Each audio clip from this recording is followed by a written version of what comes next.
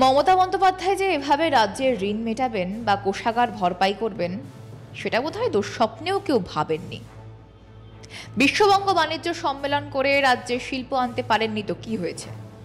ব্যবসা তো তিনি করছেন, কখনো চপ শিল্পের কথা বলে, কখনো কাশফুলের পাশবালিশ তৈরির কথা বলে, কখনো আবার রেশন দোকানে প্রসাদ বিক্রির জিগির তুলে। যে রেশন ব্যবস্থাকে রাজ্যে কার্যত লাটে তুলে দিয়েছেন তার মন্ত্রিসভার গুরুত্বপূর্ণ সদস্য জ্যোতিপ্রিয় মল্লিক। দেখুন, এটা কোনো সাম্প্রদায়িক বক্তব্য নয়। বক্তব্যটা হচ্ছে হিন্দুদের আস্থায় আঘাত করা। প্রসাদের নামে মিষ্টি দোকান থেকে গজা এবং প্যাড়া ঢুকিয়ে রেশন ডিলারদের মাধ্যমে বাধ্য করিয়ে দুয়ারে রেশনের মাধ্যমে হিন্দুদের ভোটকে বিভাজিত করার জন্য